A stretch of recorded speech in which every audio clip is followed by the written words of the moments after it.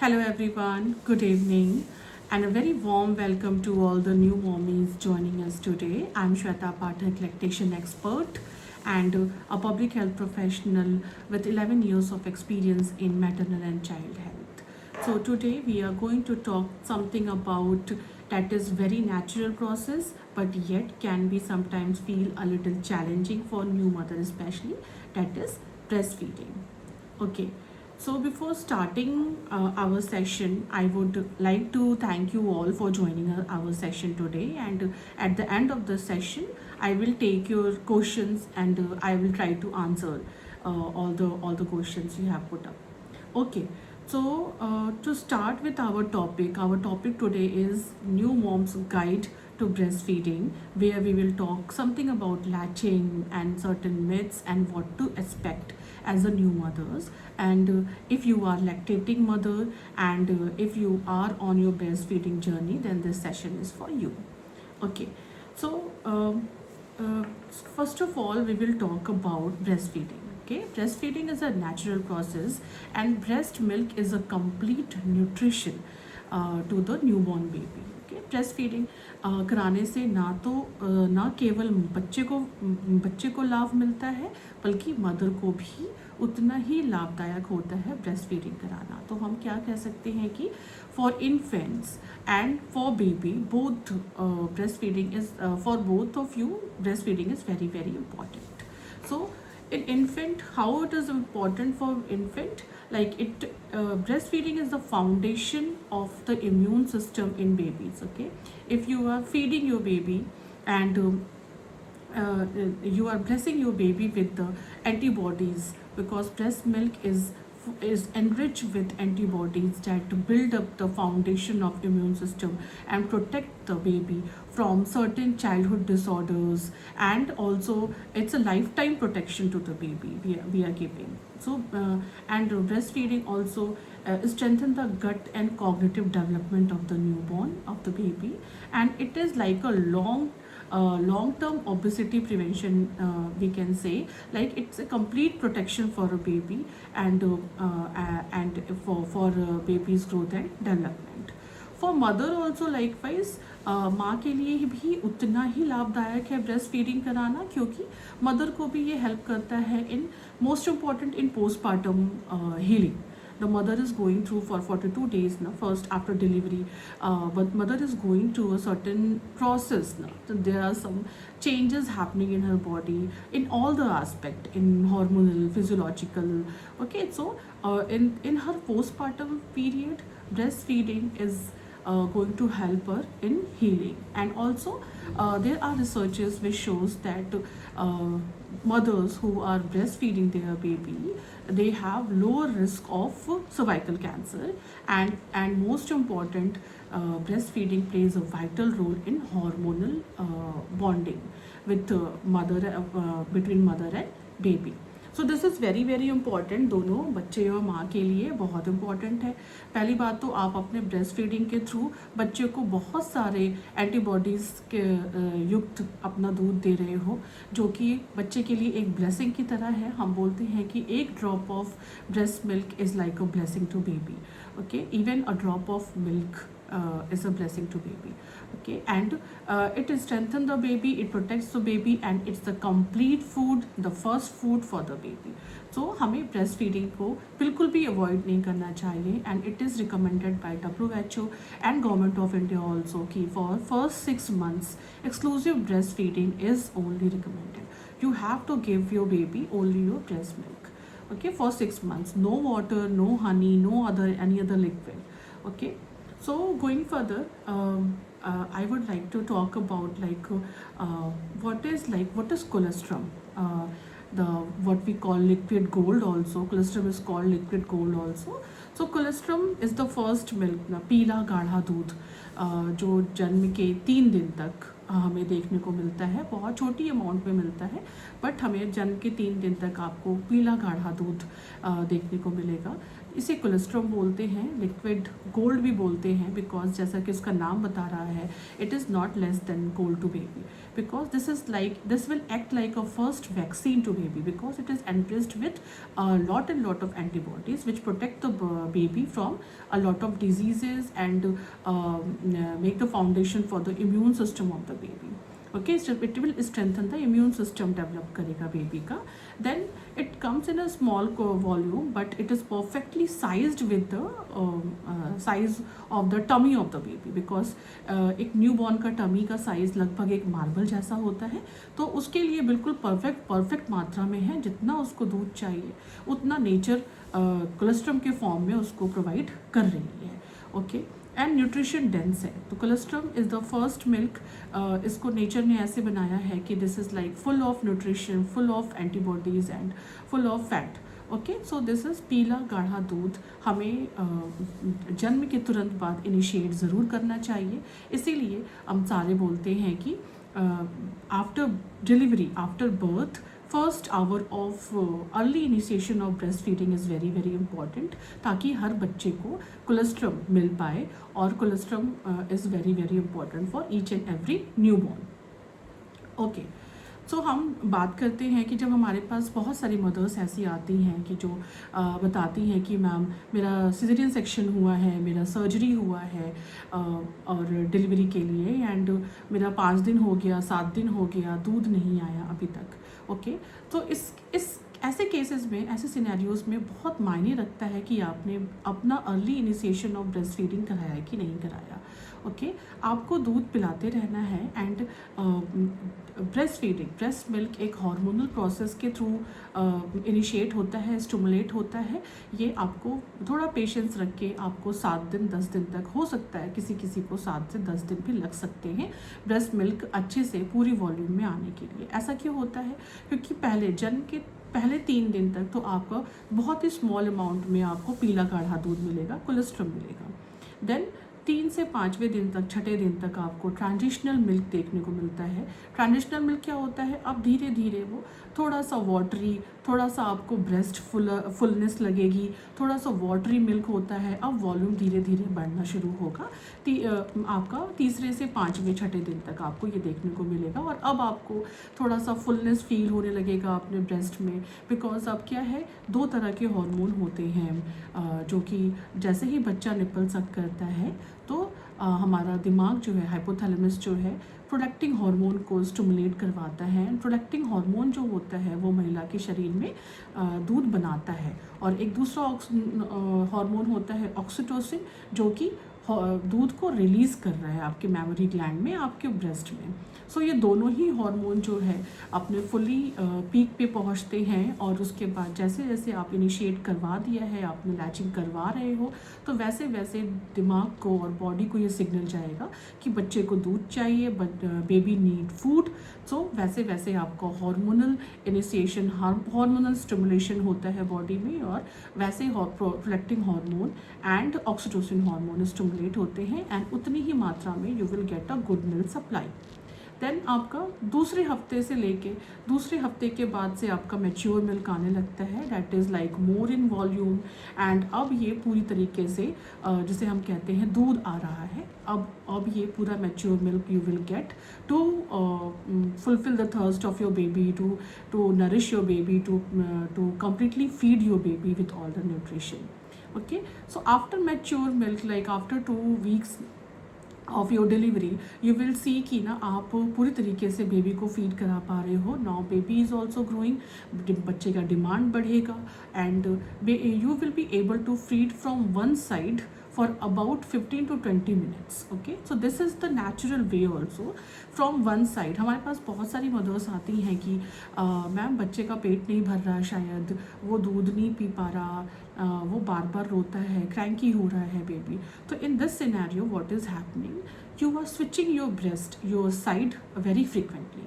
Okay, from one side you have to feed for at least 15 to 20 minutes in one go. Okay, then if necessary then you have to switch the other side of the breast. आपको एक बार में एक breast से करीब 15 से 20 minute तो कम से कम आपको दूध पिलाना है एक साइड से, मैक्सिमम 30 मिनट्स तक दूध आप पिला सकते हो। 30 मिनट्स से ज़्यादा एक्सटेंड नहीं करना चाहिए। 30 मिनट्स तक आप दूध पिला सकते हो एक साइड से। उसके बाद भी अगर बच्चा भूखा है, उसको अगर ज़रूरत है तो फिर आप दूसरी साइड में स्विच कर जाइए एंड देन फिर अगेन दूसरी साइड से आप 15 से 20 मिनट के लिए, 30 मिनट तक के लिए आप बच्चे को दूध पिला सकते हो। ऐसा हम क्यों करते हैं? क्योंकि अगेन हम ऐसा देखते हैं कि पहले 5 मिनट तक 4 मिल्क आता है। 2 तरह के दूध आते हैं। 4 मिल्क आता है। 4 milk is like watery milk, जिसको नेचर ने बनाया है बच्चे के थर्स्ट के लिए, थर्स्ट को फुलफिल करने के लिए। तो वो बच्चे की प्यास बुझाने के लिए वाटरी मिल्क है, ओके, 5 मिनट के लिए। तो वो उसके बाद आपका आता है आपका hind milk which is full of fat and protein. तो वो फैट एंड प्रोटीन वाला दूध is very important for weight gain of the baby and growth and development of the baby. Important दोनों ही दूध है, इसीलिए हम कहते हैं कि आपको एक साइड से करीब 20 मिनट तक आप दूध पिलाओगे, तब जाके बच्चा फुल फील करेगा and you will also feel your breast empty. Okay, आपका ब्रेस्ट एम्प्टी होना भी बहुत ज़रूरी है साथ साथ में, बिकॉज अगर आपका ब्रेस्ट एम्प्टी नहीं हो रहा है then demand and supply method जो फिनोमिना है वो फ्लो ख़त्म हो जाता है। अगर आप अपनी बॉडी से डिमांड ही नहीं करेंगे तो फिर सप्लाई, बॉडी जो है सप्लाई भी नहीं करती। ओके, तो फिर धीरे धीरे हार्मोनल सप्रेशन हो जाता है and then you will face low milk supply. और फिर हमारे पास ऐसे मदर्स आती हैं, बोलती हैं कि पहले 1 हफ्ते तो बहुत अच्छे से दूध आ रहा था, फिर धीरे धीरे कम हो रहा है, या पहले 1 महीने तो बहुत अच्छे से दूध आया और फिर मैं पता नहीं क्या हुआ कि अब धीरे धीरे कम हो रहा है। तो दूध कम होने का, लो मिल्क सप्लाई होने का एक ये भी रीज़न है कि आप या तो लैचिंग नहीं करवा रहे हो, टाइमली फीडिंग फ्रिक्वेंसी जो है आपकी बहुत देर का इंटरवल है। तो उसमें भी होता है कि आप हर 2 घंटे पे बेबी को लैच करवाइए और फ्रिक्वेंट फीड दीजिए बेबी को। देन मूविंग फॉरवर्ड हम बात करेंगे कुछ रिफ्लेक्सेस होते हैं। ओके, बेबी, हम ऐसा बोलते हैं कि baby is born with the art of feeding. Okay, बच्चे को सिखाना नहीं है, बच्चा स्वैलो करना, सक करना एंड गैग रिफ्लेक्स, तो 4 तरह के रिफ्लेक्सेस देखे जाते हैं एक न्यूबॉर्न में। तो rooting reflex, then sucking reflex, then swallowing reflex and then gag reflex. Okay, तो बच्चा इस कला के साथ में बच्चे ने जन्म लिया है। ओके, तो बच्चे को दूध पीना आता है। आपको इम्पॉर्टेंट क्या है ये ध्यान देना कि you and baby, if you are first time mom and you are first time breast feeding your baby, then you and baby both are learning together. Okay, you are both are learning breast feeding together, एक साथ सीख रहे हो आप। तो इसमें you have to keep some patience and आपको ये जानना पड़ेगा, अपने बच्चे का पैटर्न समझना पड़ेगा। उसमें आपको देखना पड़ेगा, एक होता है रूटिंग रिफ्लेक्स। रूटिंग रिफ्लेक्स क्या होता है? अगर आप बेबी के चिन पे या लिप्स पे आप अपने निप्पल से या फिंगर से रब करते हो तो बेबी मुंह खोलता है, बड़ा वाइड माउथ ओपन करेगा एंड अपने टंग को ऊपर नीचे मूव करेगा, आउटवर्ड एंड फॉरवर्ड। उसका मतलब होता है कि बेबी को लग रहा है कि अब यहाँ से खाना आ रहा है। तो रूटिंग रिफ्लेक्स को हम अच्छे लैचिंग के टाइम पे हम यूज़ करते हैं, that I will discuss further also. Then दूसरा है sucking reflex. Sucking reflex is also very very prominent. तो हम जब बच्चा दूध पी रहा होता है तो माँ को ध्यान देना चाहिए कि एक रिदम, एक सैलोइंग क्यूज आता है, मतलब एक आवाज़ आती है, एक रिदम आता है कि बच्चा दूध सक कर रहा है एंड देन निगल रहा है, सैलो कर रहा है। तो ये एक रिदम तरह का बन जाता है जो आप बहुत ध्यान से सुनोगे तो बच्चा जब अगर अच्छा फीड ले रहा है, बच्चे का पेट भर रहा है, बच्चा अच्छा फीड ले रहा है, आपका दूध अच्छा हो रहा है, तो ये सकिंग एंड सैलो, मतलब सक करना, बच्चा दूध सक कर रहा है एंड सैलो कर रहा है, इसका एक रिदम बनता है जो आवाज़ आती है। तो वो एक रिदम को आप नोट करना, तो उसे हम सैलोइंग क्यूज़ बोलते हैं। तो अगर बेबी अच्छे से दूध पी रहा है तो ये सैलोइंग क्यूज़ आपको सुनने को मिलेगा। तो सक करने और सैलो करने की आवाज़ को, रिफ्लेक्सेस को आप ध्यान देना। देन गैग रिफ्लेक्स होता है बच्चों में जो कि उनको चोक से बचाता है। अपने आप ही वो या तो दूध बाहर निकाल देंगे या तो फिर वो हटा लेंगे, तो वो गैग रिफ्लेक्स भी काम करता है बेबी में। इसीलिए हमेशा आपको डरने की ज़रूरत नहीं है कि ना बेबी चोक ना कर जाए, क्योंकि न्यू मदर्स का ये सबसे बड़ा डर होता है उनके मन में कि ना मैं अगर साइड लाइन पोजीशन में दूध पिला रही हूँ या मैंने अगर ठीक से दूध नहीं पिलाया तो बच्चा चोक कर जाएगा। तो there is a gag reflex already, ठीक है, तो उनको वो बचाता है। तो इसलिए हमेशा डरने की ज़रूरत नहीं है, बस आपको अलर्ट रहना है while feeding your baby. Routing reflex का जो है ना, जो मैंने पहला रिफ्लेक्स बताया है, उसका हम यूज़ करते हैं लैचिंग में to establish a good latch, जो मैं आगे बात करूँगी। Then going forward, now we will talk about our topic of today's session, latching. What is latching? Okay. Um, when I get to know from many of the new mothers कि ना मेरा caesarean section हुआ है, मैंने पहले 2 घंटे 3 घंटे या दूसरे दिन मुझे बेबी मिला ब्रेस्ट फीड कराने के लिए, due to the suture, due to the pain, everything ना, सर्जिकल प्रोसीजर बहुत बड़ा होता है, देन आपको बच्चा तुरंत नहीं दिया जाता है फीड कराने के लिए, अक्सर ऐसा देखा जाता है। तो basically most commonly in C section mothers और इवन नॉर्मल डिलीवरी में भी कभी कभी ऐसा होता है कि अगर बेबी नीकू में है, किसी कारणवश medical, due to medical condition NICU में है, पीकू में है, तो वहाँ पे क्या होता है कि प्री टर्म है, अगर बेबी, अगर प्री मैच्योर बेबी है, तो ऐसे में हमें early initiation of breast feeding करने का मौका नहीं मिलता। मतलब पहले घंटे में, जन्म के पहले घंटे में हम इनिशिएट नहीं कर पाते ब्रेस्ट फीडिंग, वहाँ से डिले होता है, that is the first delay. तो वहाँ से डिले होगा और फिर आपका ब्रेस्ट फीडिंग इस्टेब्लिश करने में डिले होता चला जाएगा, जिसकी वजह से क्या होता है, बच्चा लैच कर नहीं कर पाता है और बच्चे को आपका निप्पल, आपका ब्रेस्ट लैच करने से पहले ही फॉर्मूला फीड या बॉटल फीड की आदत लग जाती है। They are getting used to bottle feeding और पैलेडा और anything that is used in hospital setting और एट होम इवन। सो अगर ऐसे में क्या होता है, लैचिंग डिस्टर्ब हो जाती है एंड फिर हम 2 हफ्ते के बाद, 3 हफ्ते के बाद लैचिंग जो है रीइस्टेब्लिश करने की कोशिश करते हैं। तो जी हाँ, बिल्कुल, आप इवन 2-3 हफ्ते के बाद भी लैचिंग रीइस्टेब्लिश कर सकते हो, but you need some patience, जहाँ पे आपको ये बहुत ही माइनटली आपको लैचिंग के पोजीशंस को, व्हाट इज़ गुड लैचिंग और लैचिंग कैसे करवाना है और कितनी बार करवाना है, बार बार प्रैक्टिस करते रहना पड़ेगा। और 3 से 4 दिन में आप देखोगे कि बच्चा भी आपके निप्पल से, आपके ब्रेस्ट से यूज टू हो जाएगा एंड लैचिंग रीएस्टैब्लिश हो सकती है इवन एट थर्ड वीक और 4th वीक। इवन 1 महीने 2 महीने पे भी लोग लैचिंग रीएस्टैब्लिश करवाते हैं। सो फॉर गुड लैचिंग हम पहले तो हम अलाइनमेंट देखेंगे। First of all, alignment is very very important. आपका एक कंफर्टेबल पोजीशन में बैठ के ब्रेस्ट फीडिंग कराना इज़ वेरी वेरी इंपॉर्टेंट। अगर आप कंफर्टेबल पोजीशन में हो, बेबी कंफर्टेबल पोजीशन में है, then only a good latching can be established. Okay, so alignment बहुत इंपॉर्टेंट है। तो हम बेसिकली बात करते हैं टमी टू टमी अलाइनमेंट की, जहाँ पे आपका टमी एंड बेबी का टमी सेम अलाइनमेंट में होना चाहिए।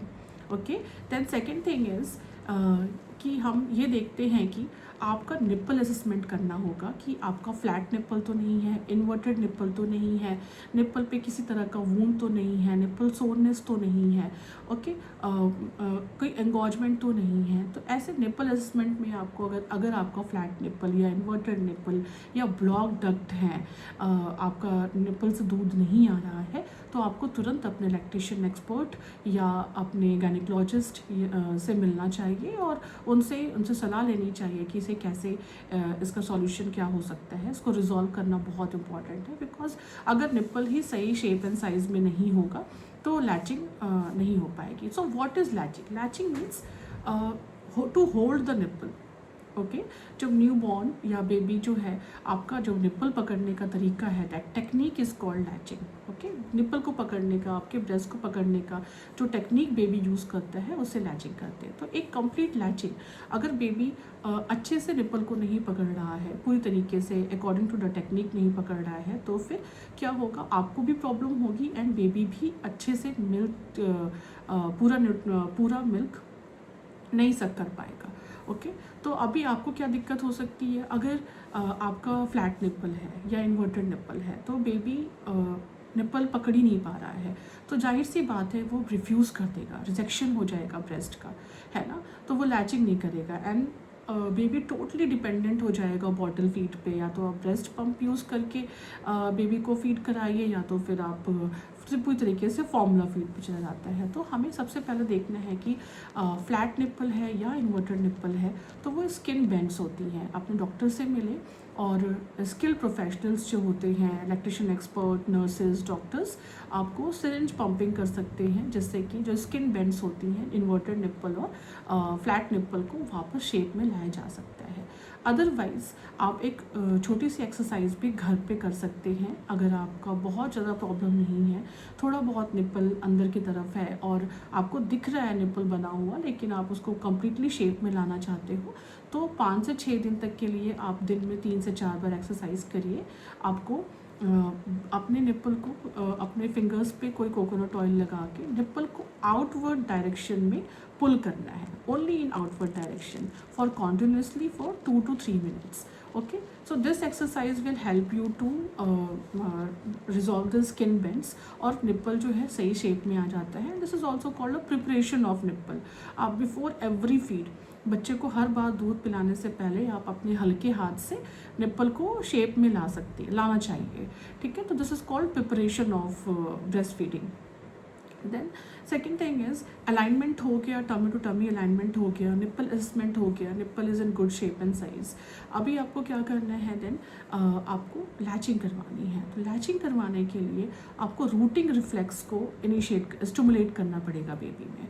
वो कैसे करेंगे, आपको चिन पे और लिप्स पे या चीक पे, गाल पे, चिन पे, लिप्स पे आप अपने निप्पल से या अपने फिंगर से बेबी को आप जब रब करेंगे तो बच्चा रूटिंग रिफ्लेक्स स्टिमुलेट होता है और बच्चा बड़ा मुंह खोलता है। बच्चे को मालूम चलता है कि अब यहाँ से दूध आने वाला है, तो वो बड़ा मुंह खोलेगा फॉर लैचिंग। जैसे ही बच्चा बड़ा मुंह खोले, दैट्स द ओनली टाइम जहाँ पे आपको लैचिंग करवाना है। और लैचिंग भी कैसे करवाना है, आपका एरियोला का मतलब जो भी आपके निप्पल के किनारे जितना भी डार्क एरिया है उसका 1/3 पार्ट बच्चे के मुंह में आपको इंसर्ट करना होगा, लैच करवाना होगा। ओके, तो जाके अच्छी लैचिंग होगी। एंड यस, बच्चे का होठ जो है, lower lip and upper lip दोनों बाहर की तरफ होंगे, तो जाके एक अच्छी लैचिंग जो है स्टैब्लिश होगी। तो ये मैंने आपको स्लाइड में दिखाना चाहती हूँ, क्यों ना जो आप देखोगे तो आपको ज़्यादा समझ में आएगा स्लाइड में कि what is a good latch and what is a shallow latch. Shallow latch का मतलब है कि बच्चा सिर्फ और सिर्फ निप्पल पकड़ के सक कर रहा है, तो that will not help. Okay, बच्चे का पेट नहीं भरेगा, बच्चा क्रैंकी होगा और वो ब्रेस्ट डायरेक्ट कर देगा। एंड अगर शैलो लैच होगी तो आपको भी निप्पल पे जो है ना फ्रिक्शन होगा एंड वहाँ पे वूंड हो सकता है, निप्पल सोरनेस हो सकती है, इवन ब्लीडिंग तक हो सकती है। तो इससे बचें एंड प्रॉपर लैच करवाएं।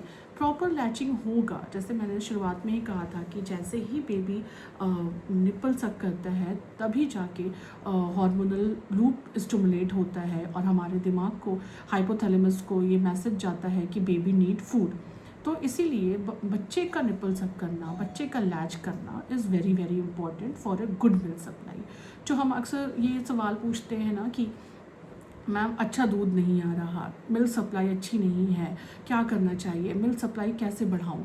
तो answer for all this question is a good latchment. आप एवरी 2 hours पे फीड करिए बेबी को, या अगर बेबी क्लस्टर फीडिंग कर रहा है, मतलब अगर बच्चा बार बार दूध पी रहा है हर 15 मिनट पे, 20 मिनट पे, तो ये भी बिल्कुल नॉर्मल है। पहले 3 महीने, जन्म के पहले 3 महीने बच्चे क्लस्टर फीडिंग करते हैं, ठीक है, that is very completely normal, because बच्चा वूम से बाहर आया है, उसे अपना थर्मो रेगुलेशन करना है ग्रोथ स्पर्ट से, तो दिस इज़ कम्प्लीटली नॉर्मल। तो अब बच्चा अपना थर्मो रेगुलेशन कर रहा है, टेम्परेचर एडजस्ट कर रहा है, उसकी वजह से वो क्लस्टर फीडिंग करते हैं। तो that's actually a good sign कि बच्चा ग्रो कर रहा है। ओके, तो हमें क्लस्टर फीडिंग को नहीं रोकना है। जब जब बच्चा डिमांड कर रहा है तो आप उसको दूध पिलाइए, धीरे धीरे ये नॉर्मल हो जाता है, बच्चे अपने पैटर्न में आ जाते हैं। लगभग कभी कभी 3 महीने तक भी हम क्लस्टर फीडिंग का पैटर्न देखते हैं और फिर धीरे धीरे ये ऑलरेडी अपने पैटर्न में आ जाते हैं। अदरवाइज़ जब आप अपना खुद एक रूटीन सेटअप करने लगोगे 1 महीने 1.5 महीने के बाद, बच्चे को हर 2 घंटे पे आप फीड कराएंगे, बर्प कराएंगे, देन अगेन फीड करा रहे हो आप हर 2-2.5 घंटे पे, तो वो पैटर्न बन जाता है, क्योंकि हमको पूरे दिन में बच्चे को 8 से 12 बार फीड कराना होता है। ओके, दिन और रात मिला के। तो ऐसे अगर हम हर 2 घंटे पे बच्चे को दूध पिला रहे हैं तो वो 8 से 12 बार हम दूध पिला पाते हैं विदाउट एनी इंटरवल गैप के। ओके, सो लैचमेंट में ही अगर आगे अभी step to step by step जैसे मैंने आपको स्लाइड में दिखा रही हूँ, स्टेप बाय स्टेप हम कैसे बेबी को लैच करने में हेल्प कर सकते हैं। First of all you have to sit in a very comfortable position. आप पिलोज को सपोर्ट ले लीजिए, मैं अभी आगे बताऊंगी comfortable position of breast feeding. आप किसी भी अपने कंफर्टेबल पोजीशन में बैठ जाइए, बच्चा भी कंफर्टेबल होना चाहिए। देन आप बच्चे को एक कंफर्टेबल पोजीशन में होल्ड करिए। आप ब्रेस्ट फीडिंग पिलोज का सपोर्ट लीजिए। देन बच्चे के नाक से nose from the tip of the nose alignment start करिए। आप बच्चे के टिप ऑफ द नोज़ पे अपना निप्पल टच कराते हुए देन बच्चे के मुंह के पास ले आइए, या बच्चे के चिन या लिप्स पे आप फिंगर या निप्पल से रब कर दीजिए। इससे क्या होगा, रूटिंग रिफ्लेक्स स्टिमुलेट हो जाएगा एंड बच्चा बड़ा मुंह खोलेगा। जैसे ही बच्चा वेट करिए एंड जैसे ही बच्चा बड़ा मुंह खोल रहा है वैसे ही आपको लैचिंग करवाना है। मीन्स एरियोला का निप्पल के जो गहरा डार्क एरिया है उसका 1/3 पार्ट आपको बच्चे के मुंह में लैच करवाना है। ओके, उसके बाद आपको ये बात ध्यान रखिए कि आपको पूरा ब्रेस्ट बच्चे के मुंह में नहीं डालना है, सिर्फ एरियोला का 1/3 पार्ट, मतलब डार्क एरिया का निप्पल पूरा जाना चाहिए। ओके, एंड देन और एक और बहुत important golden rule in latching आपको हमेशा ध्यान रखना है, जो मैं हमेशा अपने पेशेंट्स या न्यू मदर्स से बोलती हूँ कि while breast feeding only golden rule is you don't have to lean forward towards the baby. Okay, आपको आगे की तरफ नहीं झुकना है, you have to pull baby towards your breast. Okay, आपको बेबी को अपने ब्रेस्ट की तरफ लेकर आना है। Okay, so this is the only golden rule latching में। अगर आप ये करना सीख जाओगे विद पेशेंस कि ना हाँ मुझे आगे नहीं झुकना है, बच्चे को आप ब्रेस्ट की तरफ लेकर आओगे in a comfortable position, then alignment बनाइए टमी टू टमी, अपना टमी एंड बेबी का टमी एक अलाइनमेंट में रहे, एंड देन आप बच्चे के नोज़ के टिप से अपना निप्पल टच कराते हुए आप उसके मुंह के पास लेकर आइए एंड देखिए latching will happen beautifully. Okay, and routing reflex initiate कर दीजिए, चिन एंड लिप्स पे या चीक पे कहीं पे भी रब करिए, बच्चा मुंह खोलेगा, बड़ा मुंह खोलेगा एंड तब आप लैचिंग करवाइए। बट इन सब प्रोसेस में आपको बेबी को अपने ब्रेस्ट तक लेकर आना है, ना कि आपको आगे की तरफ झुकना है। So please try latching. अगर इसके बाद भी कोई प्रॉब्लम होता है तो then please message us on Mylo and we will try to resolve your queries. Okay, then latching तो ठीक है, लैचिंग आपको थोड़ा पेशेंस रखना होगा and within 3 to 4 days आप देखोगे कि लैचिंग रीएस्टेब्लिश हो रही है, आराम से हो जाएगी। ओके, बिकॉज आप एवरी 2 hourly आप प्रैक्टिस कर रहे हो लैचिंग। ओके, तो 3 से 4 दिन में बेबी को भी प्रैक्टिस हो जाती है, बेबी भी आपके निप्पल और आपके ब्रेस्ट से यूज टू हो जाते हैं। तो लैचिंग हम देखते हैं कि बहुत ही ब्यूटीफुली इस्टेब्लिश हो जाती है मोस्ट ऑफ द केसेस। अगर लैचिंग नहीं इस्टेब्लिश हो पा रही है या कोई प्रॉब्लम हो रही है कि ना आपने बार बार आप सब कुछ अच्छा कर रहे हो, निप्पल में भी कोई प्रॉब्लम नहीं है, देन प्लीज़ अपने गायनेकोलॉजिस्ट से या अपने लैक्टेशन एक्सपर्ट से मिलिए। वो आपको शायद पोजीशन में या शायद होल्डिंग में कोई प्रॉब्लम होगी या वो रूट कॉज एनालिसिस ज़रूर करवाइए। बिकॉज अगर लैचिंग अच्छे से नहीं इस्टेब्लिश होगी तो फिर आपका पूरा breast feeding journey will not be so good और आप हमेशा ओवरवेल्म रहोगे ब्रेस्ट फीडिंग को लेके कि breast feeding is very very tough process. Okay, but it is not, it is a very natural phenomena and breastfeeding is like a complete nutrition to our baby.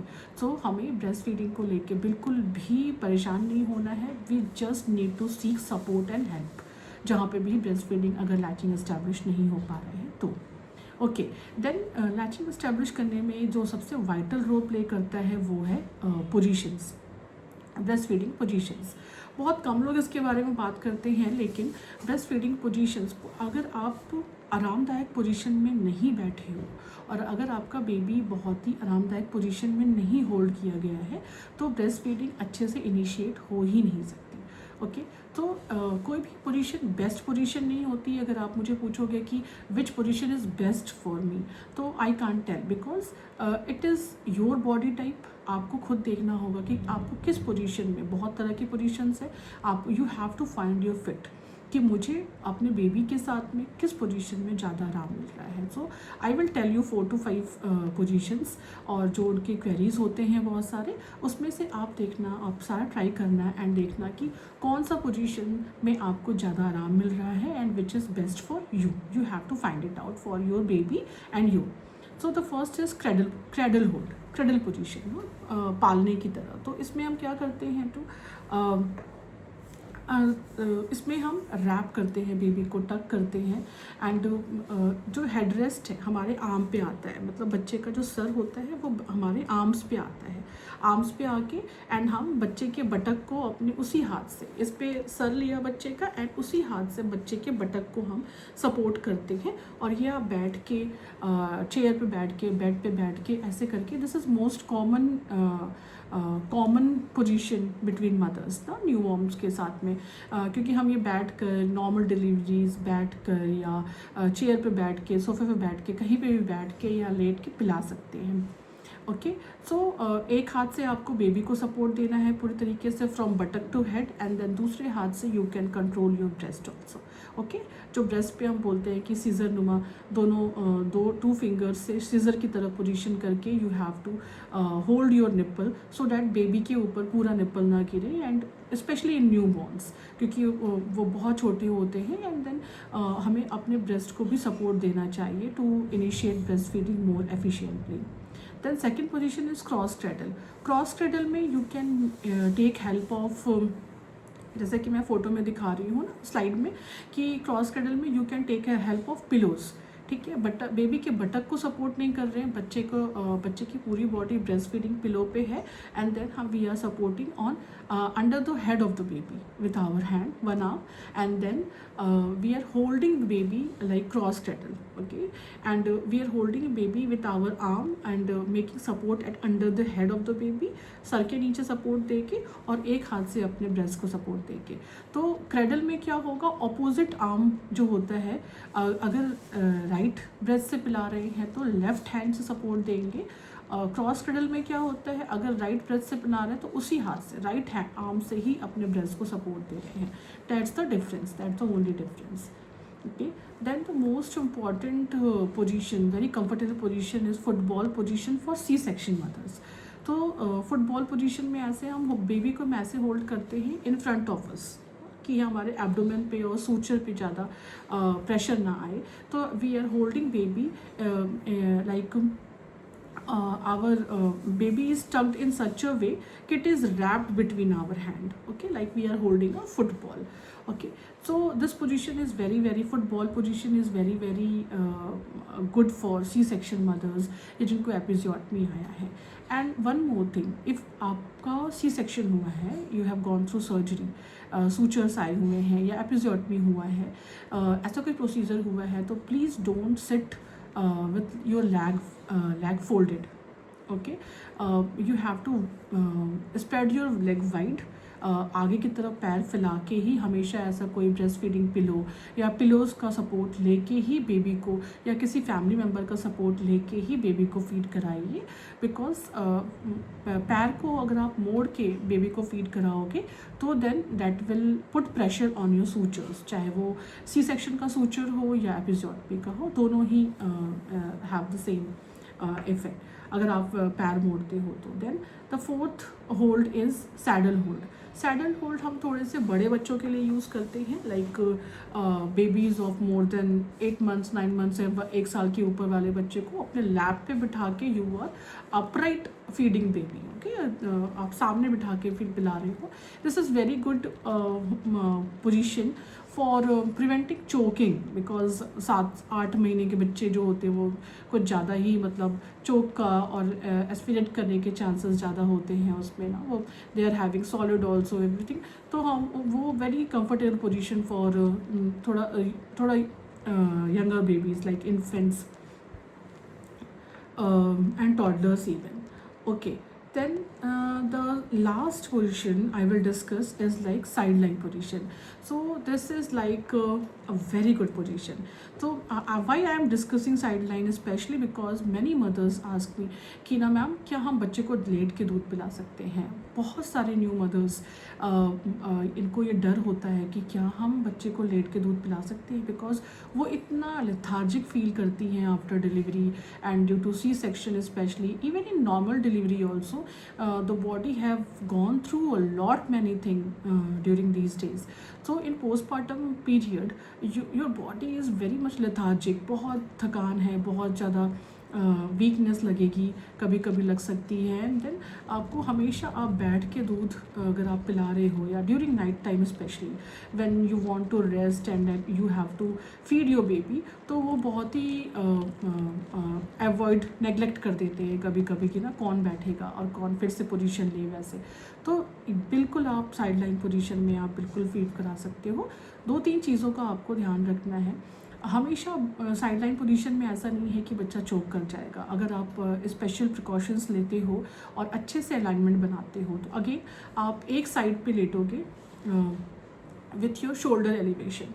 Okay, आप अपने sir के नीचे तकिया कोई pillow use कर लो and then sleep in alignment on one side of your body, like कि shoulder elevation हो, मतलब कि आपके एक आर्म पे आप बेबी का हेड आएगा. Okay, so that will be very very comfortable for you to control baby movement. Okay, अगर आप बेबी को अपने आर्म के ऊपर अपने उसका हेड रख के आप फीड कराते हो तो वहाँ पे कंट्रोल ज़्यादा होता है.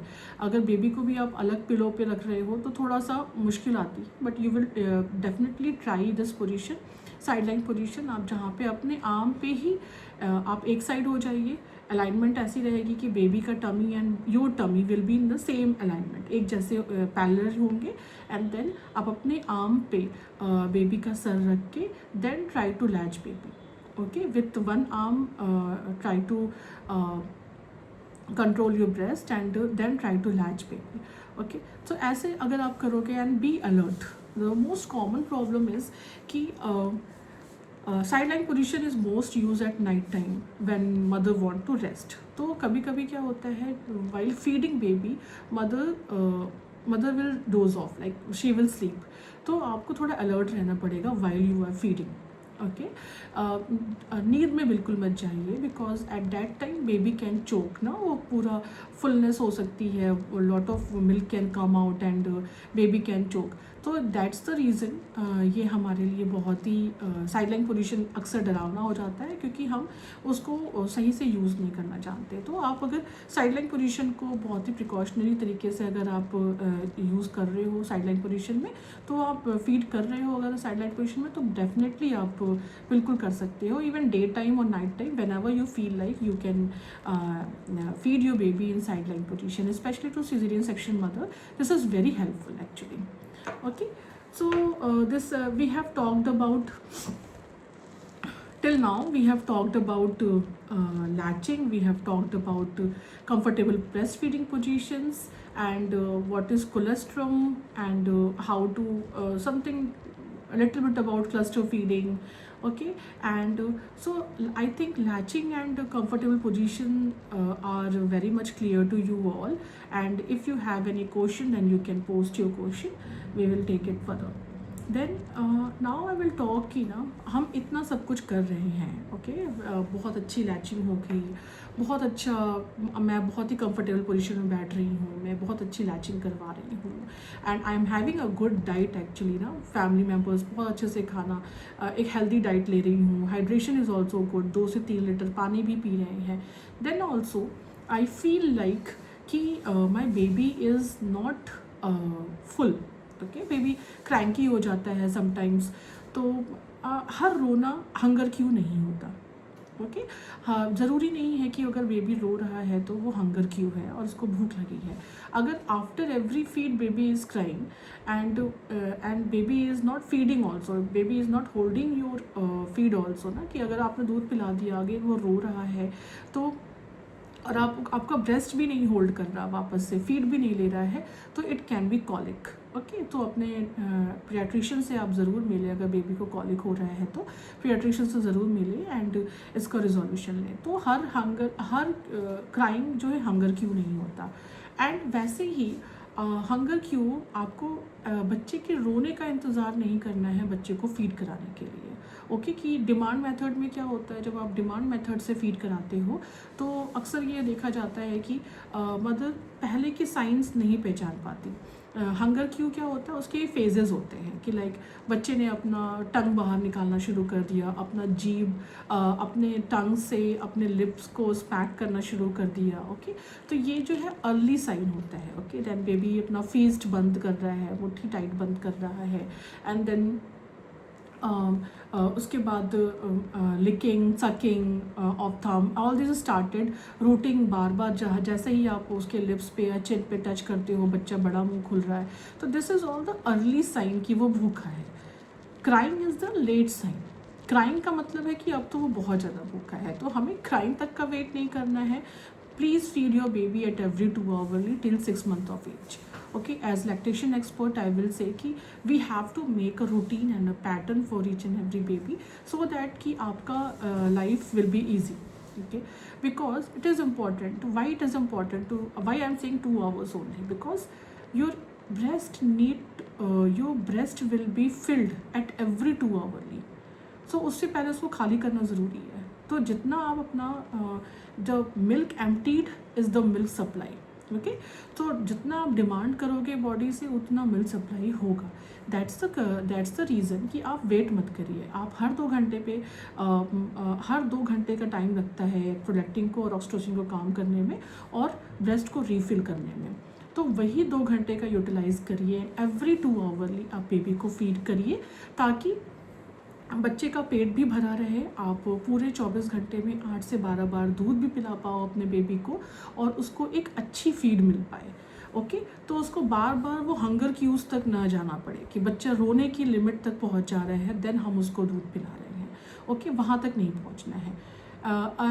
एज आई से कि ना 3 महीने तक कभी कभी बच्चे, अगर बच्चा क्लस्टर फीडिंग कर रहा है then you have to follow the pattern कि बच्चा कब कब डिमांड कर रहा है बेबी का, then you have to go according to the cluster feeding. उसके लिए ज़रूरी है कि आप एग्जॉशन मत करिए, आप एग्जॉस्ट मत होइए। एक बार में 15 मिनट फीड कराइए बेबी को, बहुत 1 घंटे तक या 1.5 घंटे तक मदर्स फीड कराती रहती हैं कि मेरा बच्चा भूखा है शायद। No, this is not helping. Okay, अगर बच्चा क्लस्टर फीडिंग कर रहा है, बार बार दूध पी रहा है, हर 15 मिनट पे आधे घंटे पे दूध पी रहा है, then you have to feed maximum for 15-20 minutes from one side. Okay, उसके बाद वेट करिए। ओके, एंड देन आपको क्लस्टर फीडिंग का धीरे धीरे पैटर्न समझ में आ जाएगा एंड बेबी अपने आप रूटीन पे आ जाते हैं ऑलमोस्ट आफ्टर 3 मंथ्स तक। ओके, देन हम इतना कुछ कर रहे हैं ना, हम क्लस्टर फीडिंग भी समझ गए, हम ये भी समझ गए कि कैसे 2 घंटे पे हर 2 आवर्ली फीड कराना है, ये भी समझ में आ गया। लेकिन मुझे कैसे मालूम चलेगा कि my baby is getting enough milk? Because being a new mom, I am like this is first time I am breast feeding. Okay, so how I will know कि ना मुझे लो मिल्क सप्लाई नहीं है। ज़्यादातर मदर्स को perceived लो milk supply होता है इसी कारणवश, बिकॉज वो जज नहीं कर पाते, वो नहीं समझ पाते हैं कि लो मिल्क सप्लाई हो रहा है या मुझे लग रहा है बिकॉज ऑफ क्लस्टर फीडिंग मुझे फिलनेस फील नहीं हो रही है और मुझे लग रहा है कि लो मिल्क सप्लाई हो रही है। तो ऐसे सिनेरियो में आपको मैं 3-4 चीज़ें बताती हूँ which are guide, which are checklist, which will act like a checklist, जो आपको अपने बच्चे में देखना है। ओके, आपको ये देखना है कि ये बेबी इज़ एक्टिव, बच्चा सुस्त नहीं है, बच्चा डल नहीं है, बच्चा after feed baby is playing according to milestone, आवाज़ निकाल रहा है अकॉर्डिंग टू माइलस्टोन, हाथ पैर हिलाना, खेलना, ये सब चीज़ें हो रही हैं, baby is full active. Okay, अगर बच्चा सुस्त या डल लग रहा है या बच्चा फीड नहीं ले रहा है, आपका दूध नहीं पकड़ रहा है और बहुत ही डल है, सुस्त है और क्रैंकी हो रहा है, बात बात पे रो रहा है, दूध भी नहीं ले रहा है, then that is a red flag. तब आपको पीडियाट्रिशियन के पास तुरंत लेके जाना है। देन सेकेंड साइन, पहला साइन हो गया बच्चा एक्टिव है, good sign, okay, your feed is going good. Then second sign is बच्चे का वेट जो है, हम कहते हैं कि पहले कुछ हफ्तों में 15 से 30 ग्राम जो है डेली बढ़ता है। तो जब भी आप अपने पीडियाट्रिशियन के पास जाएं, वैक्सीनेशन के लिए जाएं, तब आप ज़रूर अपने बच्चे का वेट एंड ग्रोथ चार्ट ज़रूर बनवाएं, वेट एंड हाइट ज़रूर चेक करवाएं। एंड अपने पीडियाट्रिशियन से आप सलाह भी करें कि ना बच्चे का वेट सही चल रहा है, बच्चे का हाइट सही चल रहा है, ग्रोथ कैसी है, इस बारे में बात आप ज़रूर करिए। तो बच्चा एक एक्टिव होना चाहिए। जन्म के बाद बच्चे का वेट बढ़ना चाहिए धीरे धीरे, एंड देन बच्चे का वेट अच्छा चल रहा है according to baby's age. And then third is very very important, 5 से 7 बार यूरिन पास हो रहा है ना, जो भी आप यूज़ कर रहे हो, नैपीज़, डाइपर या बॉटम पैंट्स, जो भी आप यूज़ कर रहे हो वो आप चेंज कर रहे हो 5 से 7 बार, 8 बार। अगर 5 से कम 24 घंटे में 5 बार से कम यूरिन पास हो रहा है, then that is a red flag. आपको तुरंत डॉक्टर को, अपने पीडियाट्रिशियन को दिखाना चाहिए। ओके, इसका मतलब है कि फीड अच्छी नहीं जा रही है, हाइड्रेशन अच्छा नहीं है। ओके, सो ये 3 साइन जो है वो बहुत बहुत इंपॉर्टेंट है। एक तो है कि बेबी एक्टिव है पूरी तरीके से, देन दूसरा बेबी का वेट बढ़ रहा है according to baby's age, and then third is 5 to 7 times, 5 to 8 times urine pass हो रहा है in 24 hours. Okay, then fourth sign is like audible cues. Audible cues की मैंने बात किया था कि ना आपको एक रिदम चेक करना है कि जब बच्चा दूध पी रहा है, अगर आपका दूध अच्छा हो रहा होगा तो बच्चा एक रिदम में दूध पिएगा, मतलब सक करेगा एंड देन सैलो, सक एंड सैलो। तो इसमें एक रिदम, एक आवाज़ आती है बच्चे के दूध पीने की, तो we call it as audible cues. Audible cues को आप बहुत ही ध्यान से सुनिए तो आपको मालूम चलेगा कि ओके बच्चे का फीड अच्छा जा रहा है। तो ये 3-4 चीज़ें हम नोटिस कर सकते हैं। अगर इन 3-4 चीज़ों में से कोई भी चीज़ लैकिंग है तो आप ज़रूर अपने डॉक्टर को कंसल्ट करिए जल्द से जल्द। ओके, तो अगर ये सब कुछ सही चल रहा है, बेबी एक्टिव है, वेट गेन हो रहा है, यूरिन भी अच्छे से पास हो रहा है, then there is nothing to worry. Okay, you just have to latch baby at every 2 hourly. अच्छा लैच होना चाहिए, focus on your diet, focus on your hydration and stress, don't take stress. okay, because cortisol level is very harmful in breastfeeding. Okay, so आपको stress को भी थोड़ा सा avoid करना है, बिकॉज न्यू मदर्स में क्या होता है, एंजाइटी ज़्यादा होता है, स्लीप पैटर्न चेंज हुआ है, बहुत लिथार्जिक होती है body has gone through a lot from delivery to this postmortem phase ना। आप ऑलरेडी अपने हीलिंग फेज में हैं, तो इसलिए आपको बहुत ध्यान देना है कि आपको स्ट्रेस थोड़ा सा मैनेज करना पड़ेगा। Seek help, okay, because as we say कि ना in breastfeeding it takes a village in breastfeeding a baby, because you need help, you need your help from your partner, from a family member, or from your lactation expert or pediatrician na? Every time you need help, whenever you feel like okay this is not going good, I'm not on track, so don't hesitate to in seeking help. Okay, so going further, I have discussed all the thing.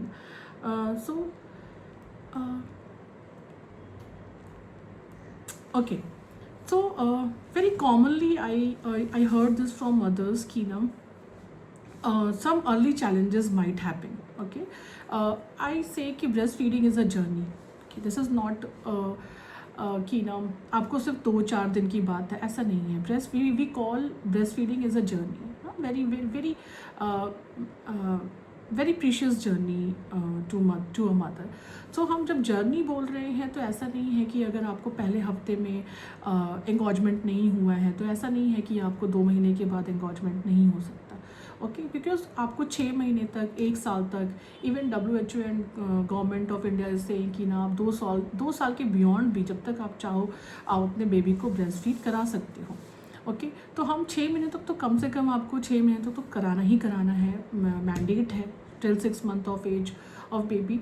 तो ये 6 month भी कभी कभी overwhelming हो जाता है। अगर आप कोई चैलेंजेस बीच में आते हैं, कोई कॉम्प्लिकेशन बीच में आता है, तो हमारा ब्रेस्ट फीडिंग का जर्नी वहीं पे रिस्ट्रिक्ट हो जाता है, जिससे कभी कभी ये भी देखा जाता है कि मदर ने ब्रेस्ट फीडिंग ही छोड़ दिया एट 3 मंथ और 4 मंथ की ना अब मेरा दूध ही नहीं आ रहा, अब मैं फीड नहीं करा सकती।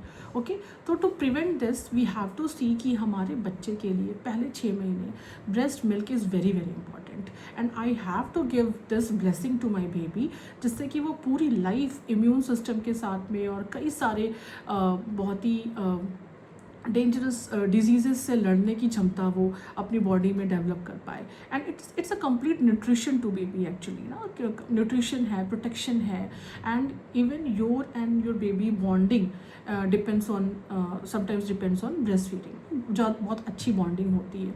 तो कुछ चैलेंजेस आते हैं ब्रेस्ट फीडिंग में, जहाँ पे मैं कुछ यहाँ पे डिस्कस कर रही हूँ। मैं सारे तो नहीं डिस्कस कर सकती, लेकिन फॉर न्यू मदर्स ना we can see like sore nipples, जो मैंने लैचिंग के टाइम पे बताया था। सोर निपल्स क्या है? निपल्स पे घाव होना या क्रैक होना, फ्रिक्शन क्रिएट होता है अगर बच्चा सिर्फ और सिर्फ निप्पल पकड़ के सक कर रहा है, वो एरियोला का पार्ट नहीं पकड़ रहा है, ब्रेस्ट में लैचिंग अच्छे से नहीं हो रही, तो वहाँ पे निप्पल अगर से पकड़ रहा है तो वहाँ फ्रिक्शन होगा और वहाँ से फिर वो सोरनेस होती है, सोरनेस ऑफ निप्पल के ना कर। ओके, तो हम इसके लिए क्या करते हैं कि आपको इसमें सबसे पहले तो आपको देखना है कि सोरनेस होते होते कहीं ब्लीडिंग तो नहीं हो गया है, आपको दूध पिलाने के टाइम पे पेन तो नहीं हो रहा है। अगर पेन हो रहा है और ज़्यादा अनबियरेबल पेन हो रहा है, थोड़ा बहुत पेन होता है लेट डाउन रिफ्लेक्स में या ब्रेस्ट फीडिंग में, थोड़ा सा सेंसेशन सेंसिटिव होता है ब्रेस्ट फीडिंग कराने के टाइम पे, हम ऐसा नहीं कह सकते कि बिल्कुल भी पेन नहीं होता। ओके, थोड़ा सा सेंसिटिविटी रहती है ब्रेस्ट फीडिंग कराने में, बट अगर आप वो सहन नहीं कर पा रहे हो, अनबियरेबल है आपको वो पेन, और आपके निप्पल पे आपको वूंड दिख रहा है या इवन ब्लीडिंग दिख रही है, तो प्लीज़ उस निप्पल से आप, उस ब्रेस्ट से आप फीड ना कराएं और तुरंत अपने पीडियाट्रिशियन या गायनेकोलॉजिस्ट या लैक्टेशन एक्सपर्ट से मिलें। ठीक है, और this is like extreme part of soreness of nipple. As a lactation expert I will say कि ना, keep handy a nipple butter with you, because this is a journey, लंबी journey है। ऐसा नहीं है कि मुझे 10 दिन में सोरनेस नहीं हुआ तो बाद में नहीं हो सकता, क्योंकि बेबी फीड करता रहेगा एंड हर मदर को कभी ना कभी सोरनेस, निप्पल सोरनेस देखने को मिलता है, पेन मिलता है। तो कीप हैंडी या निप्पल बटर। निप्पल बटर एक ऑर्गेनिक हर्बल कॉम्पोजिशन में क्रीमी टेक्सचर में आता है निप्पल बटर, और this is available in many of the brands, और आप उसे हैंडी रखिए, और या आपने डॉक्टर से आप प्रिस्क्राइब करवा लीजिए। आप निप्पल बटर रखिए अपने handy, and before after every feed apply it on your nipple. Okay, even अगर बेबी इसको स्वैलो भी कर जाता है, आप वाइप करना भूल जाते हो, अगर बच्चे के मुंह में भी चला जाता है निप्पल बटर, तो इट इज़ कम्प्लीटली हार्मलेस। ठीक है, बट अगर हमेशा आप बेबी को फीड कराइए, देन निप्पल बटर आप अप्लाई कर सकते हो, और देन यू कैन, जब नेक्स्ट टाइम आप फीड करा रहे हो तो आप एक वाइप लेके आप उसको वाइप ऑफ कर सकते हो। ओके, एंड तो आपको सोरनेस ऑफ निप्पल ऐसे हैंडल करना है कि ये बहुत ज़्यादा एक्सट्रीम तक ना जाए, आप शुरुआत से ही ध्यान रखोगे तो हो जाएगा। एंड अगर निप्पल बटर नहीं है तो घर की मलाई भी आप यूज़ कर सकते हो। Okay, then second challenge is like engorgement. What is engorgement? Engorgement is fullness, over fullness of breast. Okay, so sorry, over fullness of breast means कि you are having a very much gap in feeding baby. Frequency जो है बहुत बड़ी है, interval जो है वो बहुत बड़ा है, लंबा गैप हो रहा है। या तो हम शुरुआत के दिनों में हमें देखने को मिलता है 5 से 7 दिनों में अक्सर मदर्स में एंगॉजमेंट देखने को मिलता है। एंगॉजमेंट मीन्स कि आपका वो ब्रेस्ट जो है वो टेंडर हो जाएगा, टच करने पे पेन हो सकता है, आपको लंप की तरह बहुत ही हार्ड फील हो सकता है, क्योंकि वहाँ पे दूध एक्यूमुलेट हुआ है। तो जैसे हम आम भाषा में बोलते थे कि दूध जम गया है, तो वहाँ पे मिल्क जो है वो बाहर निकल नहीं पा रहा है। तो आप पहले तो स्क्वीज़ करने की कोशिश करिए कि ना कुछ दूध जो है बाहर निकल जाए। अगर वो ऐसा नहीं हो पा रहा, तो बेबी को फीड भी नहीं कर पा रहा, तो आपको एक वार्म कंप्रेशन आप ट्राई कर सकते हो, वार्म या कोल्ड कंप्रेशन आप ट्राई कर सकते हो। अक्सर लोग वार्म कंप्रेशन ट्राई करते हैं, जिससे उनको फ़ायदा मिलता है। अगर वो सिर्फ एंगॉजमेंट है आपके एक ब्रेस्ट में, आपको लग रहा है थोड़ी हार्डनेस, थोड़ा टेंडरनेस, थोड़ा पेन है, तो आपको क्या करना है, एक वेसल में पानी लेके, ल्यूक वार्म वाटर लेके, हल्का गुनगुना पानी लेके, आपको एक हैंड टॉवल, जो छोटा टॉवल जो होता है कॉटन का, जो फेस टॉवल या हैंड टॉवल लेके उसको स्क्वीज़ करिए, डुबो के उसको, उस टॉवल को गर्म पानी में स्क्वीज़ करके आपको अपने ब्रेस्ट के ऊपर रखना है। आप इसको बार बार करीब 15 मिनट के लिए एक बार कर सकते हो, ठीक है। आप बार बार 15 मिनट में आप 3 से 4 बार वो हॉट टॉवल जो है अपने ब्रेस्ट पे रखिए, एंड देन इससे आपको बहुत आराम मिलेगा एंगॉजमेंट में। ऐसे ही मेरे पास जो सवाल आए थे, ब्लॉक डक्ट है, मेरा निप्पल बिल्कुल ब्लॉक्ड है, तो निप्पल्स के ऊपर ना, निप्पल्स के टिप पे कभी कभी दूध जमा हो जाता है ग्रैन्यूल्स फॉर्म में। दूध ना, ड्रॉपलेट्स, जो मिल्क ड्रॉपलेट्स होते हैं वो ग्रैन्यूल्स फॉर्म में इकट्ठा एक्यूमुलेट हो जाते हैं। तो इसको आपको कैसे सही करना है, आप वैसे ही गर्म टॉवल, कोई गर्म पानी में स्क्वीज़ किया हुआ टॉवल लेके आप उससे हल्का हल्का निप्पल आफ्टर एवरी फीड, या दिन में 1 बार या 2 बार आपको निप्पल को क्लीन करना चाहिए, ओके, विदाउट एनी सोप। कोई सोप यूज़ करने की नहीं, just with water you have to clean the duct. वो ब्लॉक डक्ट हो जाते हैं, वहाँ पे इन्फ्लामेशन भी हो जाता है, अंदर की तरफ अगर इन्फ्लामेशन है तो आपको वो डॉक्टर को दिखाना पड़ेगा। लेकिन अगर आपको वो ग्रैन्यूल्स दिख रहे हैं अपने निप्पल के ऊपर तो प्लीज़ क्लीन इट, ओके। तो ये हमें as a hygiene part also दिन में 1 बार तो ज़रूर करना चाहिए with lukewarm water, okay. So engorgement के लिए मैंने आपको बता दिया, बट अगर आपको फीवर आ रहा है in your breast feeding journey, आपको अपना ब्रेस्ट बहुत टाइट लग रहा है, लंप की तरह, गांठ की तरह फील हो रहा है, आपको फीवर आना शुरू हो गया है, आपको रेडनेस है या रैशेज़ है, then this is mastitis. Means infection of, inflammation of breast हो गया है, एक तरह का इन्फेक्शन होता है। आप तुरंत अपने डॉक्टर से मिलिए, पीडियाट्रिशियन से, अपने गायनेकोलॉजिस्ट से या लैक्टेशन एक्सपर्ट से आप तुरंत जाके मिलिए, और गायनेकोलॉजिस्ट से मिलके ये वही रिजॉल्व कर सकते हैं, okay. Then these are very 2 common challenges जो कि हम शुरुआत के दिनों में देखते हैं। Then our last part of our session we are coming to end, like about myths. So there are so many myths, misconception about breast feeding. उसमें से मैंने 3 बहुत ही मोस्ट कॉमन मिसकंसेप्शन उठाए हैं जो कि न्यू मदर्स के लिए बहुत कॉमन होता है, एंड शायद हम अपने बाकी के सेशंस में जो और सारे मिथ्स लेकर आ पाए, बट अभी के लिए ये 3 मिथ्स जो हैं बहुत कॉमन मिथ्स जो होते हैं। फर्स्ट इज़ कि small breast means you will have a low milk supply, okay. ये मिथ किसी ने भी, सो breast size does not determine the milk supply, okay. Breast size is determined by fatty tissue. Our mammary gland is like all made of fat. जो हमारा breast है, it is all made of fat, okay. तो and milk supply is a glandular activity, means it is a hormonal activity, okay.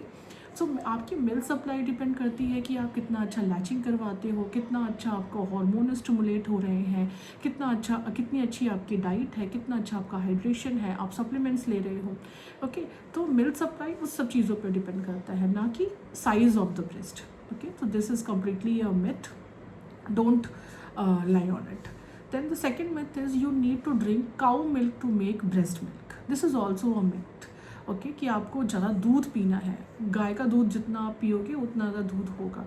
Actually this is a myth, because milk production is driven purely by breast stimulation. जैसे मैंने बताया ना कि प्रोडक्टिंग और oxytocin के काम करने से हार्मोनल लूप है ये, ओके। तो diet is important but not only milk is a part of your diet, a healthy diet, okay.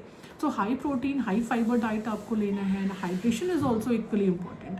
2 से 3 लीटर आपको पानी लेना है during your breast feeding journey. And in diet we say as lactation expert we say कि आपको 500 calorie extra खाना है अपनी डाइट में when you are lactating, okay. So diet does not only depend on milk, okay. Milk supply does not only depend on milk consumption.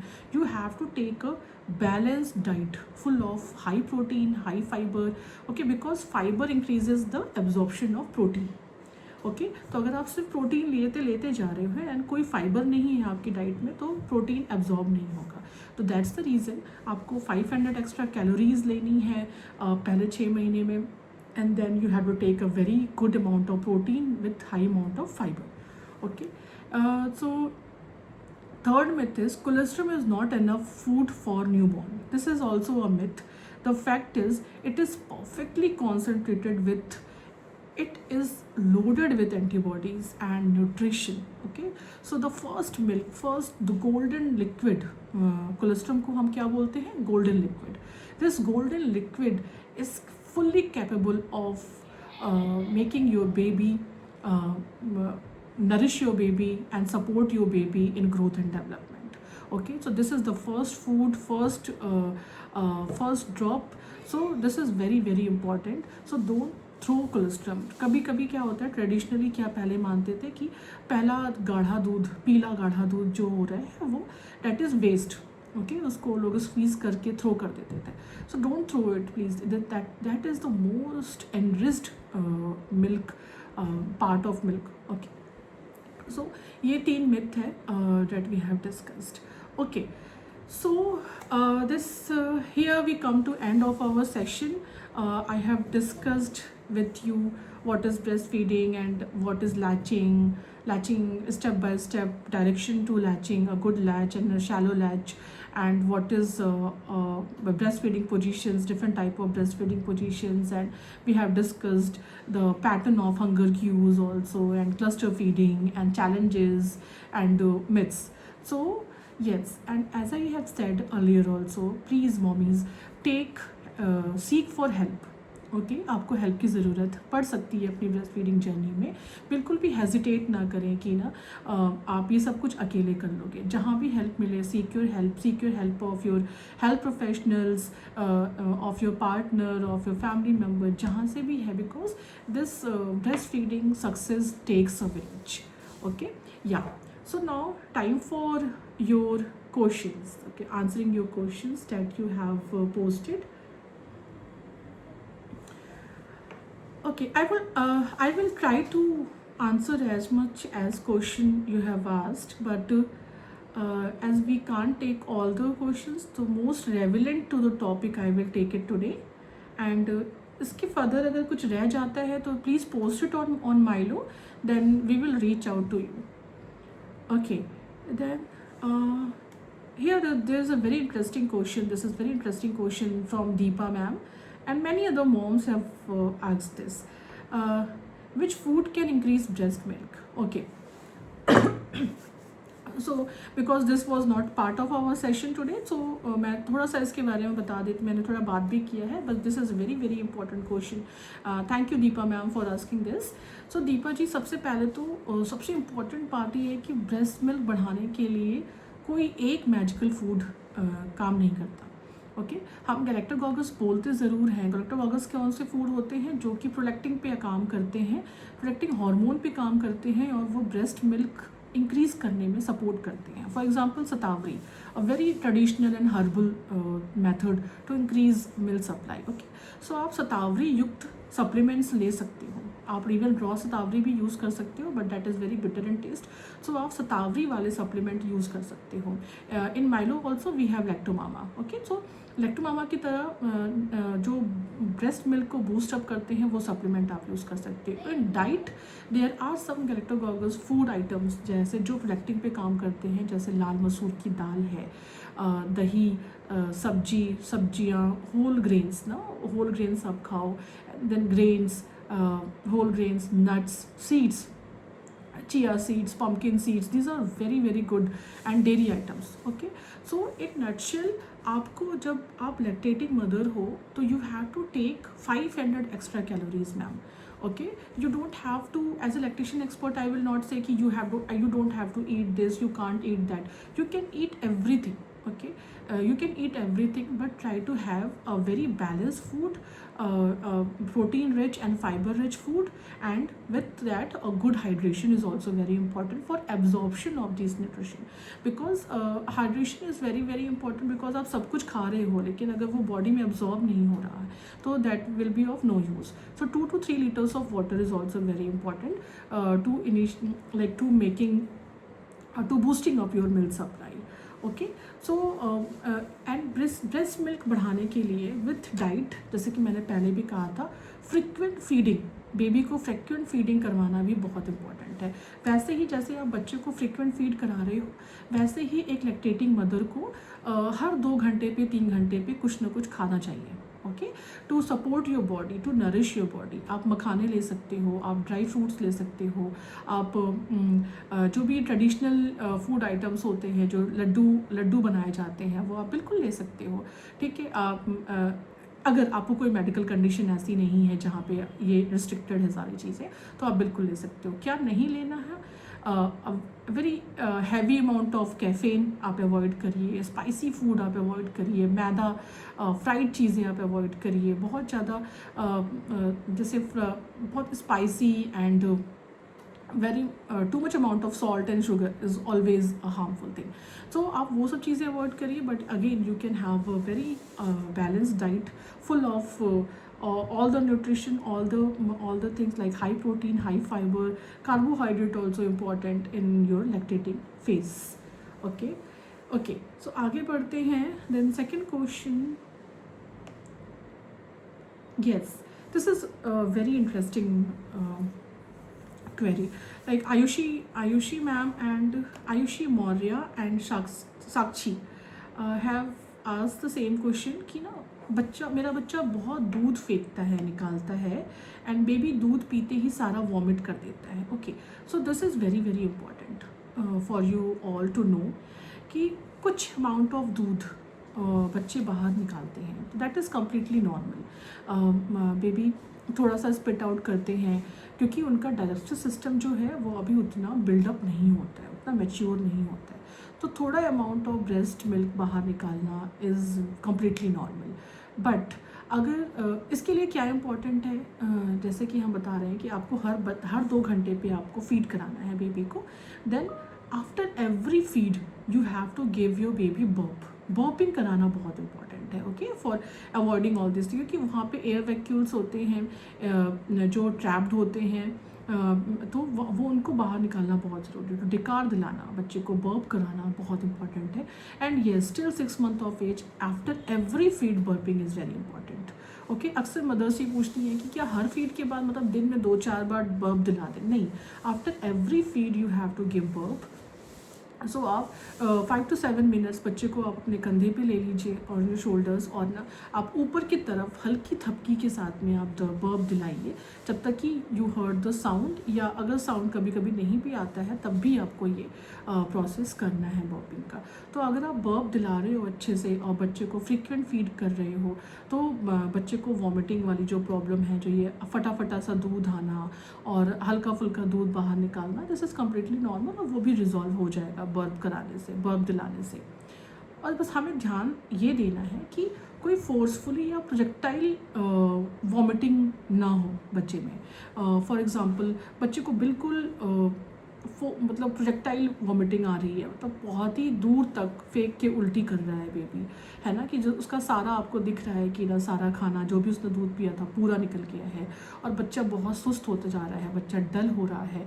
And if any time आप जो vomiting का colour है वो white ना होके वो green है या रेड है, तो then this is like red flag. Okay, तो ऐसे केसेस में अगर उल्टी का कलर ग्रीन आता है या रेड आता है तो आपको तुरंत अपने डॉक्टर के पास जाना है, इसको बिल्कुल अवॉइड नहीं करना है। ओके, अगर फटाफटा दूध जैसा आ रहा है, वाइट मिल्क दूध, आपको लग रहा है कि दूध ही बाहर निकाल रहा है, then it is completely normal. आप बर्प दे के देखिए, उससे ज़रूर फ़र्क पड़ेगा। Okay, then next question is from many mothers are asking the same question कि ना my baby is 22 days 1 month old, still breast milk नहीं आ रहा है, मिल्क कैसे प्रोड्यूस करें? ओके, सो मैम इसके लिए मुझे ये जानना ज़रूरी है कि क्या आपने लैचिंग कराया है, लैचिंग कैसा जा रहा है बेबी का। अगर लैचिंग आप पोस्टपार्टम के 22वें दिन पे हो और अगर अभी भी आपको दूध नहीं आ रहा है, तो आपको रूट कॉज एनालिसिस करवाना होगा। अपने आप लैक्टेशन एक्सपर्ट से या अपने डॉक्टर से मिलें एंड आप देखें कि ना निप्पल की कंडीशन कैसी है, लैचिंग कैसा हो रहा है या नहीं हो रहा है, या आपको ये सिर्फ और सिर्फ डाइट या सप्लीमेंट से नहीं होगा। अगर इसमें हमें लैचिंग रिस्टेब्लिश कराना पड़ेगा। अगर लैचिंग किसी कारणवश नहीं हो रहा है तो आप ब्रेस्ट पंप यूज़ करके आप अपने निपल्स को स्टिमुलेट करिए, ताकि आपकी बॉडी में हार्मोन लूप जो है काम करे और प्रोलैक्टिन का सप्लाई ज़्यादा हो। ओके।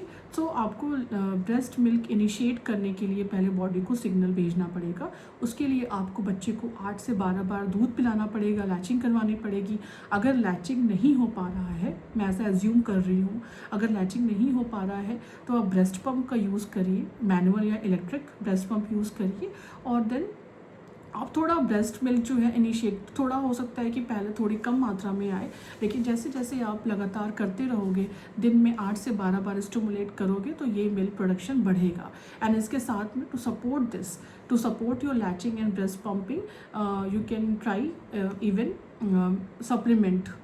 Supplements like Lactomama. और डाइट अच्छी, आप अपनी अच्छी डाइट करिए, जो मैंने अभी बताया है, डाइट अच्छी करिए, हाइड्रेशन अच्छी करिए। तो 22वें दिन पे अगर नहीं आ रहा है तो हमें इसके लिए तो रूट कॉज जानना सबसे ज़्यादा इम्पॉर्टेंट है। ओके। अगर इसके बाद भी अगर आपकी क्वेरी नहीं सॉल्व होगी तो please message us, we will try to get to the root cause क्या है, क्योंकि मैसेज में तो पूरी बात पूरी नहीं है कि लैचिंग कैसा है या बेबी का वेट गेन हो रहा है कि नहीं, बच्चा एक्टिव है कि नहीं, तो हमें ये सारी बातें जाननी पड़ेंगी। ठीक है। यस। एंड 22 दिन पे आपको अपने डॉक्टर से, अपने पीडियाट्रिशियन से या गायनेकोलॉजिस्ट से ज़रूर मिलना चाहिए कि अगर बिल्कुल भी दूध अभी तक प्रोड्यूस नहीं हुआ है तो वो ज़्यादा हेल्प कर सकते हैं। Okay.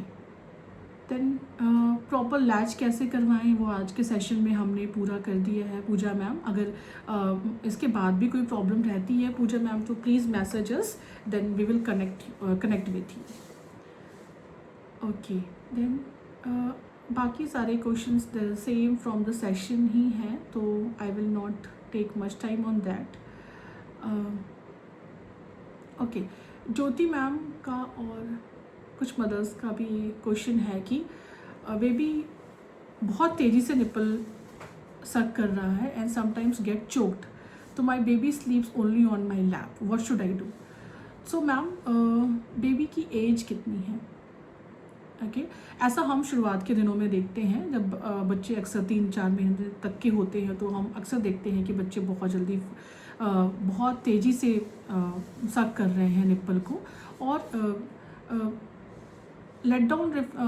Strong let down reflex हो रहा होगा आपका। ओके। बिकॉज आपका मिल्क सप्लाई काफ़ी अच्छा होगा और लेट डाउन रिफ्लेक्स आपका स्ट्रॉन्ग होगा ऐसी कंडीशन में। इसमें आप क्या कर सकते हो कि आपको थोड़ा रिक्लाइंड पोजीशन में पीछे की तरफ थोड़ा झुक के आपको फीड कराना चाहिए बच्चे को आगे, और लेट पोजीशन में बच्चे को आगे रख के अपने ब्रेस्ट के सामने रख के एंड देन लेट पोजीशन में आप फीड कराने की कोशिश करिए। थोड़ा सा रिक्लाइन पोजीशन में, थोड़ा सा पीछे की तरफ झुक के आप पूरी तरीके से स्ट्रेट बैठ के नहीं, थोड़ा पीछे की तरफ झुक के आप थोड़ा सा बेबी को फीड कराने की कोशिश करिए एंड पूरा सपोर्ट दीजिए अपने ब्रेस्ट पे। और बच्चे का नाक जो है वो बिल्कुल भी आपके ब्रेस्ट से दबना नहीं चाहिए। ओके। तो इससे क्या होगा, एयर पास होनी चाहिए एंड बेबी को पूरी बेबी की ब्रीदिंग नॉर्मल होनी चाहिए, तभी वो बच्चे अच्छे से वो सक कर सकता है एंड सैलो कर सकता है। एंड अगर इसके बाद भी आपकी प्रॉब्लम सॉल्व नहीं होती है तो जब आप वैक्सीनेशन के लिए डॉक्टर के पास जाओगे तो एक बार बच्चे का ब्रीदिंग पैटर्न ज़रूर चेक करवा लीजिएगा।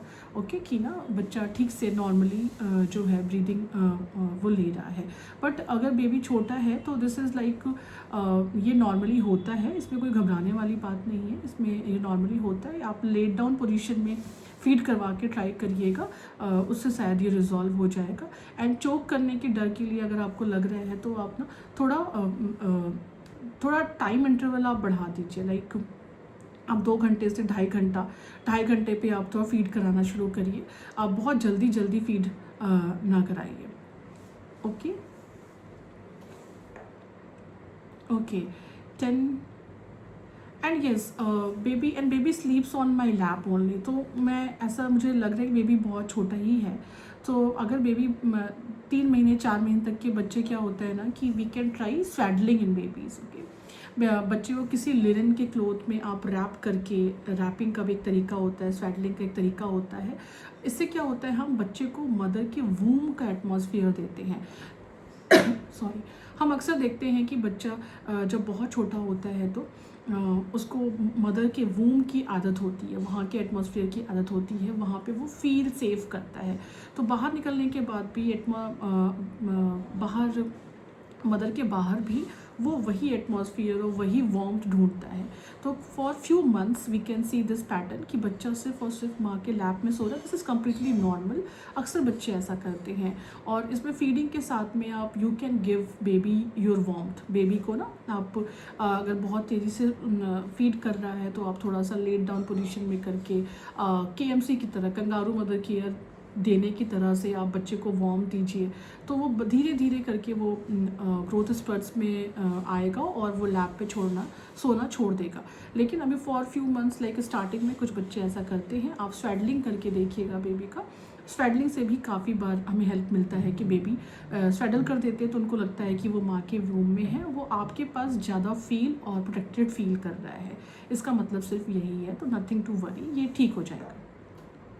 Okay okay, so all other questions are like from the sessions only.